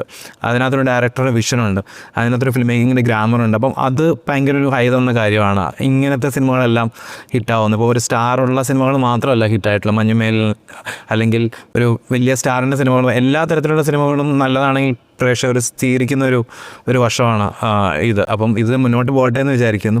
അപ്പം എനിക്ക് തോന്നുന്നു ആട്ടം ഞാൻ ആദ്യമായിട്ട് ഇഫ്ലൈൽ ഓഡിയൻസ് അവാർഡിനാണ് കാണുന്നത്. പിന്നെ അതിപ്പം നാഷണൽ അവാർഡ് വരെ എത്തി നിൽക്കുന്ന ഒരു ജേർണി. അപ്പം ഈ ഓരോ സിനിമയും ബ്ലിസ്സാറിൻ്റെ സിനിമയാണെങ്കിലും ഇതൊക്കെ ഭയങ്കര ഒരു എക്സ്പീരിയൻസ് തിയേറ്ററിൽ തന്ന സിനിമകളാണ്. അപ്പോൾ ഇതിൻ്റെ പുറകിലൊക്കെ ആ ഒരു ഇപ്പം പ്രേമലു ആണെങ്കിലും എനിക്ക് വളരെയധികം ഇഷ്ടപ്പെട്ട ഒരു സംവിധായകനാണ് ഗിരീഷ് ഷെഡി. അപ്പം ഒരു റൈറ്റിങ്ങിനകത്തൊരു തോട്ട് പോവുകയും ഒരു ഡയറക്ടറിൻ്റെ ഒരു വിഷനും ഒക്കെ അത് തിയേറ്ററിലേക്ക് എത്തിയും അത് ആൾക്കാർ സക്സസ് ആകുകയും ചെയ്യുന്നതാണ് എനിക്ക് ഭയങ്കര ഒരു ആത്മവിശ്വാസം തരുന്നൊരു കാര്യം. അത് മുന്നോട്ട് ഉള്ളൊഴുക്ക് കണ്ടിട്ട് തെറ്റിദ്ധരിക്കേണ്ടത് ആക്ച്വലി ക്രിസ്റ്റോന് ആവേശം പോലുള്ള സിനിമ ചെയ്യണമെന്നുള്ളതാണ് നെക്സ്റ്റ് 2025 നമ്മൾ പ്രതീക്ഷിക്കുന്നുണ്ടോ? സംഭവിക്കുന്നത് കറിയാൻ സൈനാണ് ഞാൻ എപ്പോഴും പറഞ്ഞിട്ടുണ്ട് എൻ്റെ ഫേവറേറ്റാണ്. അപ്പം അതൊരു ഡോക്യുമെൻ്ററിക്ക് അപ്പുറത്തേക്ക് ഒരു സിനിമ കാണുന്ന കറിയാൻ സൈനായിട്ട് കാണാൻ പറ്റുന്ന ഞാൻ അങ്ങനെ എൻജോയ് ചെയ്ത് കണ്ടൊരു ഡോക്യുമെൻ്ററിയാണ്. ഇനി തുടങ്ങിയിട്ട് അവസാനിക്കുന്നത് വരെ കറിയൻ സൈനയുടെ നമ്മൾ ഇത്രയും ഹൂക്ഡ് ആയിട്ടുള്ളൊരു എക്സ്പീരിയൻസ് ആണ് തരുന്നത്. ഒരു ഡോക്യുമെൻ്ററിന്ന് ഒരുപാട് ഡോക്യുമെൻ്ററി കാണുന്നവർക്ക് അറിയണം. നമ്മളങ്ങനെ ഒരുപാട് ഡോക്യുമെൻ്ററീസ് കാണുന്നതും കുറവായിരിക്കുമല്ലോ. അല്ല, മാത്രമല്ല ആ ഇവന്റ് നമുക്കറിയാം, അത് മാധ്യമങ്ങൾ തന്നെ ഒരു പരിധിയിൽ കൂടുതൽ അതിന് ഹൈപ്പ് കൊടുത്ത് മേക്കിങ്ങിൽ തന്നെ എനിക്ക് തോന്നുന്നു അധികം ഒരുപാട് ലേയേഴ്സും മെറ്റഫറിക്കൽ സാധനങ്ങളും. നേരത്തെ ഈ വോട്ടറിൻ്റെ കാര്യം പറഞ്ഞ പോലെ അവിടെ ആ ക്യാരക്ടേഴ്സിൻ്റെ ഇമോഷൻസും ആ സ്റ്റേജസും അനുസരിച്ച് വോട്ടർ ലെവൽ മാറുന്നത് നമുക്ക് സിനിമ കാണുമ്പം ഭയങ്കര ഇതായിട്ട് കാണാൻ പറ്റും. അങ്ങനെ പല സാധനങ്ങളും പുള്ളി ഒളിപ്പിച്ച് വെച്ചേക്കുന്നത് ഭയങ്കര ബ്രില്യൻ്റ് ആയിട്ടാണെന്ന് എനിക്ക് തോന്നിയിട്ടുണ്ട്. നേരത്തെ പറഞ്ഞ സാധനം പോലും ആ ലാസ്റ്റ് ഷോട്ടിൻ്റെ ആ ടോപ്പ് ആംഗിൾ അവിടെ കാണിക്കുന്നതിൻ്റെ റീസൺ എന്താണെന്ന് പോലും നമുക്ക് ആ ഒറ്റ ഷോട്ടിൽ നിന്ന് മനസ്സിലാവും. MCA'താണ്. എനിക്ക് അതുപോലെ ഒരു കാര്യം തോന്നിയിട്ടുള്ളത്, ഈ മലയാളം സിനിമ ഈ വർഷം മലയാളത്തിൽ മാത്രമല്ല, നമ്മളിപ്പോൾ ബോംബെയിൽ പോകുമ്പോഴും അവരും സംസാരിക്കുന്നത് മലയാള സിനിമകളെ പറ്റിയാണ്. മലയാളം സിനിമകൾ ഇത്രയും സക്സസ് ആകുന്നു, അല്ലെങ്കിൽ ഈ ഓരോ സിനിമകളും അവരും കണ്ടിട്ടുണ്ട്. നമ്മൾ ഈ പറയുന്ന സിനിമകളെല്ലാം അവരും കണ്ടിട്ടുണ്ട്. അപ്പോൾ അത് ഭയങ്കര ഒരു എക്സൈറ്റിംഗ് ഒരു കാര്യമാണ്. തമിഴിൽ RJ ബാലാജിയായിട്ട് സഹകരിച്ചിട്ട് വർക്ക് ചെയ്യാറുണ്ട്. അപ്പോൾ അവിടെ ചെന്നിട്ട് എനിക്കൊന്ന് കാതിൽ ഇറങ്ങിയ സമയത്ത് ഒരു ദിവസം RJ ബാലാജി ഭയങ്കര ചാർജ്ഡായിട്ട് വിളിച്ചിട്ടാണ് എനിക്കിപ്പോൾ കാതിലിൻ്റെ റൈറ്റേഴ്സിനോട് സംസാരിക്കണം. അപ്പോൾ ഞാൻ അജുവേട്ടൻ വഴി എങ്ങനെയോ നമ്പർ എടുത്ത് വെച്ചപ്പോൾ അവർ രണ്ടുപേരും IFKയിലായിരുന്നു, കാതിൽ റിലീസായ സമയത്തായിരുന്നു. അപ്പം ഇവരൊക്കെ അവിടെ RJ ബാലാജിയുടെ ഓഫീസിൽ ചെല്ലുന്ന സമയത്ത് അവിടെ എനിക്കൊന്ന് കൂടുതൽ താഴെ ഒരു ഗ്രൂപ്പ് ഓഫ് അസിസ്റ്റൻ്റ് ഡയറക്ടേഴ്സും റൈറ്റേഴ്സും ഉണ്ട്. ഇവരുടെ ബെഞ്ച് മാർക്ക് എന്ന് പറയുന്ന മലയാള സിനിമയാണ്. അപ്പം നമ്മളോട് ഇങ്ങോട്ട് പഴയ പത്മരാജൻ്റെ സിനിമ ഇത് കണ്ടിട്ടുണ്ട്. അപ്പോൾ അവർ ഡിസ്കവർ ചെയ്തുകൊണ്ടിരിക്കുക റീസെൻ്റ്ലി ഭയങ്കരമായിട്ട്. അപ്പം ഭയങ്കര ഫാസ്റ്റായിട്ട് അവർ ഡിസ്കവർ ചെയ്യുന്നു. നമ്മൾ കാണുന്നതിനേക്കാളും കൂടുതൽ സജഷൻസൊക്കെ ഇപ്പോൾ വരുന്നുണ്ടല്ലോ ഈ ഏജിൽ. അപ്പം മലയാള സിനിമ എന്ന് പറയുന്ന അവർക്ക് അവർ സൗത്ത് ഇന്ത്യയിൽ സൗത്ത് ഇന്ത്യയിൽ നിന്നുള്ള പരിപാടി വിട്ടു. ഇപ്പം മലയാള സിനിമയാണ് മൊത്തത്തിൽ അവരുടെ ഒരു ഫോക്കസ് എന്ന് പറയുന്നത്. അപ്പോൾ കാണാൻ ഭയങ്കര സന്തോഷമാണ്. നമ്മൾ അവിടെ ചെന്ന് ഇരിക്കുന്ന സമയത്താണ് നമുക്കത് ഫീൽ ചെയ്യുന്ന ഒരു തേർഡ് പാർട്ടി സെൻസിൽ അവരത് കാണുമ്പോൾ ഭയങ്കര ഫീലാണ് അവർ. ഇവിടെയും ഒന്ന് ചോദിക്കാനുണ്ട്. അപ്പോൾ നിങ്ങളോട് രണ്ടുപേരുടെ ഫേവറേറ്റ് ഒന്ന് അല്ല, ഇപ്പോൾ എനിക്ക് ക്രിസ്റ്റോ പറഞ്ഞ പോലെ തന്നെയാണ്. ആക്ച്വലി കണ്ടൻറ്റിനെ പ്രാധാന്യം കൊടുത്തിട്ടുള്ള ഒരു വർഷമാണ് 2024. ഇപ്പം ആൾക്കാർ ഏറ്റെടുത്തു എന്ന് പറയുന്നത് തന്നെ ഇപ്പോൾ കണ്ടൻറ്റ് കിങ്ങായി വന്ന സിനിമകൾ തന്നെയാണ്. ഇപ്പം ഞാൻ കോളേജ് പഠിക്കുന്ന സമയത്താണ് ഞാൻ ആടുജീവിതം വായിക്കുന്നത്. അപ്പം 2010 ഞാൻ കേട്ടിട്ടുണ്ട് സാറ് ഇങ്ങനൊരു സിനിമയുടെ പുറകെയാണെന്നുള്ളത്. ഇപ്പം 2024 സാർ ആ സിനിമയ്ക്ക് വേണ്ടി എടുത്തിട്ടുള്ളൊരു കൺസിസ്റ്റൻസി ഉണ്ടല്ലോ, അത് ഡിറ്റർമിനേഷനാണത്. അപ്പോൾ അത് ഏതൊരു ഫിലിം മേക്കർക്കും ഞാൻ ചെയ്യാൻ പോകുന്ന ഒരു സാധനത്തിൽ അത് ഭയങ്കര ഇൻസ്പയറിംഗ് ആണ്. ഇവരുടെ ഒരു ഡോക്യുമെൻ്ററി ഉണ്ടായിരുന്നു, ഞാൻ ആ വായിച്ച് കഴിഞ്ഞ് എല്ലാ എനിക്ക് വായനയിൽ കിട്ടിക്കഴിഞ്ഞല്ലോ. പക്ഷെ സിനിമ കാണാൻ എന്നെ പ്രേരിപ്പിച്ചത് ആടുജീവിതത്തിൻ്റെ ഡോക്യുമെൻ്ററിയാണ്. ഇവർ സർവൈവ് ചെയ്തതും ആ സിനിമയോട് എടുത്തിട്ടേ അടങ്ങുള്ളൂ എന്നുള്ള ഒരു ഇതുണ്ടല്ലോ. എന്താണ് ഇല്ല, ടോപ്പ് 3 ആയിട്ട് പറയുന്നത് ഒരു ഇതില്ലാത്ത, കാരണം ഒന്ന് കമ്പയർ ചെയ്യാൻ പറ്റുന്ന പടങ്ങളല്ലോ. പ്രേമലു പോലെയല്ല ആവേശം, അതും ഇഷ്ടപ്പെട്ടില്ല, ഇത് ഇഷ്ടപ്പെട്ടില്ല, ആട്ടം ഇഷ്ടപ്പെട്ടിട്ടുള്ള അതൊന്നും നമുക്ക് കമ്പയർ ചെയ്യാൻ പറ്റില്ല. അപ്പം ഇതാണ് 1, ഇതാണ് 2, ഇത് 3 ഇഷ്ടപ്പെട്ട സിനിമകളെ പറ്റി ഒക്കെ പറഞ്ഞു. അയ്യോ, ഡെഫിനറ്റ്ലി ഇവരുടെ എല്ലാ പടങ്ങളുണ്ട്. പിന്നെ ആ കൂട്ടത്തിൽ കൂടെ വരാത്ത പ്രേമലു, ആവേശം, മഞ്ഞുമൽ ബോയ്സ്, ഇപ്പോൾ എല്ലാം നമുക്ക് വർക്കായിട്ടുള്ള പടങ്ങൾ തന്നെയാണ്. എല്ലാം ഇങ്ങനെ ലിസ്റ്റ് ചെയ്യാൻ ബുദ്ധിമുട്ടാണ്. എനിക്കൊരു ഈ വർഷം കുറേ മൾട്ടിപ്പിൾ വാച്ചസ് ഉണ്ടായിരുന്നു തോന്നുന്നില്ല. കിഷ്കിന്ധാകാന്ഡം ഒരു ഭയങ്കര അത്ഭുതകരമായിട്ടുള്ളൊരു ഫിലിമായി പോയിട്ട് അതിൻ്റെ ഒരു കണ്ടതിന് ബാഹുൽ ഇവിടെ ഇല്ലാത്തതുകൊണ്ടും ബാഹുലാണ് അത് എഴുതിയത്. ബാഹുൽ അത് 8 ദിവസം കൊണ്ടാണ് അതിൻ്റെ സ്ക്രിപ്റ്റ് എഴുതി എന്ന് പറയുന്നത് നമുക്ക് ഒരു അവിശ്വസനീയമാണ്. കോംബോ ആണ്. എന്തോ അല്ല, DOP തന്നെയാണ് എഴുതിയെന്ന് പറയാം. DOP തന്നെയാണ് യൂണിക് കോംബോ. അത് വിഷൻ കറക്റ്റായിട്ട് അങ്ങ് അതെ അതെ. അത് ശരിക്കും അങ്ങനത്തെ ഒരു സിനിമ ഈ രീതിയിൽ വിജയിക്കുമ്പോൾ ഭയങ്കര കോൺഫിഡൻസ് ആണ് നമുക്ക്. ആസ് റൈറ്റേഴ്സ് നമുക്ക് വളരെ കോൺഫിഡൻസ് തരുന്നുണ്ട്. നമുക്ക് അങ്ങനെയൊക്കെ അറ്റംപ്റ്റ് ചെയ്യാം. വളരെ ഒരു ബോർഡർ ലൈൻ എക്സ്പെരിമെൻ്റൽ ആയിട്ടുള്ള ഒരു ഷോർട്ട് ഷോട്ട് അല്ലല്ലോ ഒന്നും. അതൊക്കെ ഒരു അമേസിങ് ഫിലിം. ഈ സ്ക്രീനിന് മുൻപിൽ നമ്മൾ നടന്ന ഈ മാറ്റങ്ങളുടെ മലയാള സിനിമ കൊണ്ടുവന്നതുപോലെ തന്നെ 2024 ഈ അണിറയിൽ വേണ്ട മാറ്റങ്ങൾക്ക് വേണ്ടിയിട്ട് ഒരുപാട് മുറവിളികൾ ഉണ്ടായ വർഷമാണ്. ഇപ്പോൾ ഹേമ കമ്മിറ്റി ആണെങ്കിലും പ്രൊഡ്യൂസേഴ്സ് അസോസിയേഷനിലാണെങ്കിലും AMAയിലാണെങ്കിലും ഒക്കെ ഒരുപാട് മാറ്റങ്ങൾക്ക് വേണ്ടിയിട്ടായിരുന്നു. ഈ സ്ക്രീനിൽ കണ്ടതിൻ്റെ ഒരു എഫക്റ്റ് ആണോ എന്ന് പോലും തോന്നിപ്പിക്കുന്ന രീതിയിലായിരുന്നു ഈ അണിറയിലെ മാറ്റങ്ങൾക്ക് വേണ്ടിയിട്ട് സംഭവിച്ചത്. സോ 2025 കടക്കുകയാണ്. അപ്പം ആസ് എ ക്രിയേറ്റേഴ്സ് എന്നുള്ള നിലയിൽ ഇത്തരത്തിൽ വന്ന മാറ്റങ്ങൾക്ക് വേണ്ടിയിട്ടുള്ള സംഭവങ്ങളൊക്കെ ഒരു പോസിറ്റീവ് എഫക്റ്റ് വരുന്ന വർഷങ്ങളിൽ ഉണ്ടാക്കുമെന്ന് നിങ്ങൾ കരുതുന്നുണ്ടോ? എന്തായിരിക്കും 2025 പറ്റിയിട്ടുള്ള മലയാള സിനിമയെക്കുറിച്ചിട്ടുള്ള നിങ്ങളുടെയൊക്കെ പ്രതീക്ഷകൾ? എപ്പോഴും ഒരു ഹോപ്പ് എന്നുള്ളൊരു ഇതുണ്ടല്ലോ. അപ്പോൾ ഈ 2024 സംഭവിച്ച നല്ല മാറ്റങ്ങളുടെ ഒരു കണ്ടിന്യൂഷൻ തന്നെ ആയിരിക്കും ഒബ്വിയസ് ആയിട്ടും 2025. അതേപോലെ തന്നെ അത്രയും ആൾക്കാർ തിയേറ്ററിൽ വരുന്ന ഒരു വർഷവും ആയിരിക്കട്ടെ എന്നാണ് പ്രാർത്ഥനയും ഇതൊക്കെ ഉള്ളത്. അങ്ങനത്തെ കണ്ടൻറ്റ് ബേസിക്കലി നേരത്തെ പറഞ്ഞ പോലെ നമ്മളെ എല്ലാ ഇൻഡസ്ട്രിയും നമ്മളെ ഉറ്റുനോക്കുന്ന പോലെ അത്രയും നല്ല കണ്ടൻറ്റുകൾ ഡെലിവർ ആവുന്ന വർഷം ആയിരിക്കും. കാരണം ഇപ്പോൾ എല്ലാവരും അതിൻ്റെ പിറകെയാണ്, അതിൻ്റെ ഷൂട്ടുകളും കാര്യങ്ങളൊക്കെ നടക്കുന്നത്. അപ്പോൾ അതായിരിക്കും 2025 റിലീസാവുന്നത്. അപ്പോൾ ഞാനും വിശ്വസിക്കുന്നത് നേരത്തെയും കാട്ടി ഒരുപാട് ഓഡിയൻസ് വീണ്ടും തിയേറ്ററിൽ വന്നു തുടങ്ങി.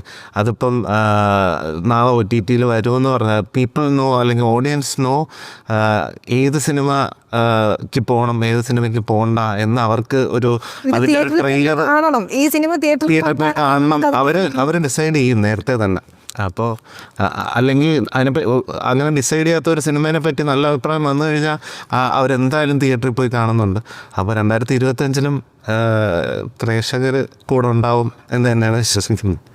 സാറിന് എന്താണ് തോന്നുന്നത്? നമ്മുടെ ഒരു മൊത്തത്തിലുണ്ടായ മാറ്റങ്ങൾ അത് അടുത്ത വർഷവും പ്രതിഫലിക്കുക, അല്ലെങ്കിൽ അതൊരു ശരിക്കും പറഞ്ഞാൽ ഒരു റെസ്പോൺസിബിലിറ്റി കൂടിയായല്ലേ? ഇപ്പം എല്ലാ ഇൻഡസ്ട്രിയും നമ്മളെ ഉറ്റുനോക്കുന്നതെന്ന് പറയുമ്പോൾ നല്ലത് കൊടുക്കുക എന്നുള്ളത്, അല്ലെങ്കിൽ പ്രേക്ഷകരിലേക്ക് നല്ല സിനിമകൾ എത്തിക്കുക എന്നുള്ളത് നമ്മുടെ പൂർണ്ണമായൊരു ഉത്തരവാദിത്വം കൂടിയാണ്. അല്ല, തീർച്ചയായിട്ടും ഉണ്ടാകും. കാരണം എന്ന് വെച്ച് കഴിഞ്ഞാൽ തിയേറ്ററിൽ സിനിമ വിജയിക്കുന്നു എന്ന് പറയുന്നത് ഒരു പ്രൊഡക്ഷനെ സംബന്ധിച്ചിടത്തോളം വലിയൊരു ഘടകം കൂടെയാണ്. ഒരുപാട് ആൾക്കാർക്ക് പ്രത്യേകിച്ച് ബെറ്റർ ഇതിൽ തന്നെ ഇപ്പം നമുക്കിപ്പോൾ ഒരു സൂപ്പർ സ്റ്റാർസ് ഇല്ലെങ്കിൽ പോലും നമുക്ക് സിനിമ ചെയ്യാമെന്നുള്ള അവസ്ഥ ഉണ്ടാവുക. ഒപ്പം തന്നെ ഈ പറഞ്ഞ വലിയ ആർട്ടിസ്റ്റുകളൊക്കെ തന്നെ പുതിയ ആൾക്കാർക്ക് വേണ്ടി സിനിമ ചെയ്യാൻ തയ്യാറായി വരുന്നു എന്ന് പറയുന്നതുമൊക്കെ വളരെ നല്ല കാര്യമാണ്. തീർച്ചയായിട്ടും എനിക്ക് തോന്നുന്നില്ല ഇതൊരു താഴേക്കുള്ള ഒരു വളർച്ച ആയിരിക്കത്തില്ല, മുകളിലേക്ക് തന്നെ ആയിരിക്കും തീർച്ചയായിട്ടും. ഇനിയും അടുത്ത പ്രാവശ്യം വരാനിരിക്കുന്ന പുതിയ ഡയറക്ടേഴ്സിനെ നമുക്ക് അറിയുന്നില്ലല്ലോ. പുതിയ സിനിമകളുമായി എത്താനിരിക്കുന്ന ഒരുപാട് ഞെട്ടിക്കുന്ന ഒരു കണ്ടന്റ് ആയിരിക്കും ചിലപ്പോൾ അടുത്തോട്ട് വരിക അല്ലേ? നമ്മൾ തീർച്ചയായിട്ടും. കാരണം ഇപ്പോൾ AI ഒരു വളർച്ച എന്നൊക്കെ പറയുമ്പം നമ്മളിപ്പോൾ VFXൻ്റെ ചില ആൾക്കാരുമായിട്ട് സംസാരിക്കാൻ നിങ്ങളങ്ങ് സ്വപ്നം കണ്ടോളൂ എന്ന് പറയുന്നത്. വെച്ചാൽ ഒരു ലിമിറ്റിലൊന്നും ചിന്തിക്കണ്ട, ലിമിറ്റിന് അപ്പുറമായിട്ട് നിങ്ങൾക്ക് എന്ത് വേണേലും ചിന്തിക്കാം എന്നുള്ളൊരവസ്ഥയിലേക്ക് പോകുമ്പോൾ സിനിമയ്ക്ക് തീർച്ചയായിട്ടും വളർച്ച തന്നെ ആയിരിക്കും വരുന്നത് അപ്പം എല്ലാ രീതിയിലും. ഗഗനചാരി കണ്ടിട്ട് എനിക്കിങ്ങനെ ഒരു പടം ചെയ്യണം എന്ന് പറഞ്ഞ് വിളിച്ച ആക്ടേഴ്സ് ഒരുപാട് ആക്ടേഴ്സ് അല്ല, പക്ഷേ ഞാൻ അങ്ങനെ ഉള്ള കുറേ ഇങ്ങനത്തെ സിനിമകൾ ചെയ്യാൻ താല്പര്യമുള്ള കുറേ കുട്ടികളുമായിട്ട് അല്ലെങ്കിൽ പിള്ളേരുമായിട്ട് ഭയങ്കര കോണ്ടാക്റ്റിലുണ്ട് ഇൻസ്റ്റ വഴിയൊക്കെ. അപ്പോൾ അങ്ങനത്തെ പിള്ളേർ എനിക്ക് തോന്നുന്നു ഇപ്പം ഞാൻ ഒരു വീക്ക്ലി ബേസിസിൽ ഒരു പോസ്റ്റ് ഡിസ്റ്റോബിയൻ കഥകളൊക്കെ കേൾക്കാറുണ്ട്, ഇങ്ങനത്തെ കുറേ കഥകൾ സോംബി. അപ്പോൾ അങ്ങനത്തെ പിള്ളേരൊക്കെ നമ്മുടെ അടുത്ത് സംസാരിക്കുന്ന സമയത്ത് നമ്മൾ ഈ പറഞ്ഞ പോലെ തന്നെ കുറച്ചുകൂടെ വേൾഡ് മൂവീസ് വാച്ച് ചെയ്യുന്ന കുറച്ചുകൂടെ ആ രീതിയിലുള്ള കണ്ടന്റ് അവയർനെസ് ഉള്ള ആൾക്കാരാണ്. അപ്പോൾ അവർ തീർച്ചയായിട്ടും ആ ജനറേഷൻ മുമ്പിലേക്ക് വരും. അപ്പം ഇതൊന്നും കുറച്ചുകൂടി ഈ പറഞ്ഞ നമ്മളിപ്പം ഒരു ജോണിനുള്ള ഫെമിലിയാരിറ്റി ഒക്കെ അതൊക്കെ പൊളിച്ചെഴുതുമെന്ന് തോന്നുന്നു. എനിക്ക് തോന്നുന്നു 2025 എന്നൊക്കെ പറഞ്ഞപ്പം ഈ ഇൻഡസ്ട്രിയുടെ ബാക്കിലുള്ള ടേർമോയിൽസൊക്കെ ശരിക്കും പറഞ്ഞാൽ ഒരു ഫിലിം മേക്കറിൻ്റെ റിഫ്ലക്ഷൻ കൂടെ വന്ന പടങ്ങളൊക്കെയാണെന്ന് തോന്നുന്നു. ആട്ടമൊക്കെ നമുക്ക് കാണുമ്പോൾ അറിയാം ബാക്ക് സ്റ്റേജിലുണ്ടാകുന്ന പ്രശ്നങ്ങളൊക്കെ ചിലപ്പം ഒരു ഫിലിം മേക്കറിന് ഏത് രീതിയിൽ എത്തിക്കാൻ പറ്റുമെന്നൊക്കെ പറഞ്ഞാൽ ഏറ്റവും നല്ല ഒരു എക്സാമ്പിളൊക്കെയാണ് ആട്ടം എന്ന് പറയുന്നത്. അപ്പം ആ രീതിയിൽ സേഫ് പ്ലേസ് ആവട്ടെ വർക്ക് ചെയ്യാൻ ഉദ്ദേശിക്കുന്നു. പിന്നെ അതേപോലെ തന്നെ പറഞ്ഞൊരു AI കാര്യം പറയുകയാണെങ്കിലും ഇപ്പോൾ AIക്ക് രണ്ട് സൈഡുണ്ട്. ഇപ്പം WG ഒക്കെ അമേരിക്കയിൽ അതിൻ്റെ പേരിലൊക്കെ ഭയങ്കര സംസാരമൊക്കെ നടക്കുന്നുണ്ട്. പക്ഷേ എന്നാലും ഒരു ജനാധിപത്യ രീതിയിൽ പണ്ടൊരു നമുക്കൊരു സ്റ്റോറി ബോർഡ് വരയ്ക്കാനോ ബാക്കിയുള്ള രീതിയിൽ എന്തെങ്കിലും ഒരു പ്രീവ്യൂസ് ഒക്കെ നടത്താനൊക്കെ ആയിട്ട് ഒരു ആർട്ടിസ്റ്റിൻ്റെ അടുക്കലോ എസ്റ്റാബ്ലിഷ്ഡ് ആയിട്ടുള്ളൊരു ഗ്രാഫിക് ആർട്ടിസ്റ്റിൻ്റെ അടുത്ത് പോയിരിക്കുന്ന സമയത്ത് അയാളുടെ സമയത്തിനും അയാൾ കൊടുക്കുന്ന പ്രയോറിറ്റിക്കുമാണ് നമുക്ക് കിട്ടുന്ന വർക്കും കാര്യങ്ങളൊക്കെ. പക്ഷേ ഇപ്പോൾ ജനാധിപത്യ രീതിയിൽ ഏത് ഈ സബ്സ്ക്രിപ്ഷനുള്ള അല്ലെങ്കിൽ ഇതിലേക്കുള്ള ഒരു ഓപ്പൺ സോഴ്സ് ഒരു മെറ്റീരിയലിലേക്ക് ആക്സസ് ഉള്ള ആർക്ക് വേണമെങ്കിലും ഇങ്ങനത്തെ കണ്ടന്റ് ഡെവലപ്പ് ചെയ്യാം. ഇപ്പം കുട്ടികളിലൊക്കെ ഇരിക്കുന്നത് ഇനി വരാൻ പോകുന്ന ഫിലിം മേക്കേഴ്സ് ഇരിക്കുന്നത് അങ്ങനത്തെ കട്ടിങ് എഡ്ജ് ടൂൾസാണ്. അപ്പം സ്റ്റോറി ടെല്ലിങ്ങിന് യാതൊരു രീതിയിലത്തെ പരിമിതികളില്ല എന്നുള്ളതാണ് ഫ്യൂച്ചർ എന്ന് തോന്നുന്നു. എല്ലാവർക്കും അവൈലബിൾ ആണ് അങ്ങനത്തെ ടൂൾസൊക്കെ. അല്ല, ഞാൻ ഇപ്പോഴും എനിക്ക് നമ്മുടെ ഇത്ര ഒരുപാട് ഹിറ്റ് സിനിമകൾ ഉണ്ടായിട്ടുള്ളപ്പോൾ തന്നെയും നമ്മളിപ്പോൾ നോക്കിക്കഴിഞ്ഞാൽ എനിക്ക് തോന്നുന്നു ഇന്നിപ്പോൾ ഈ ഡിസംബറോടുകൂടി ഓൾമോസ്റ്റ് 140 സിനിമ എന്തോ മലയാളത്തിൽ ഇറങ്ങിയിട്ടുണ്ട്. നമുക്ക് അങ്ങനെ ഒരു ഭയങ്കര സക്സസ് റേഷ്യോ നമുക്ക് പറയാനായിട്ട് സത്യസന്ധമായിട്ടും പറ്റില്ല.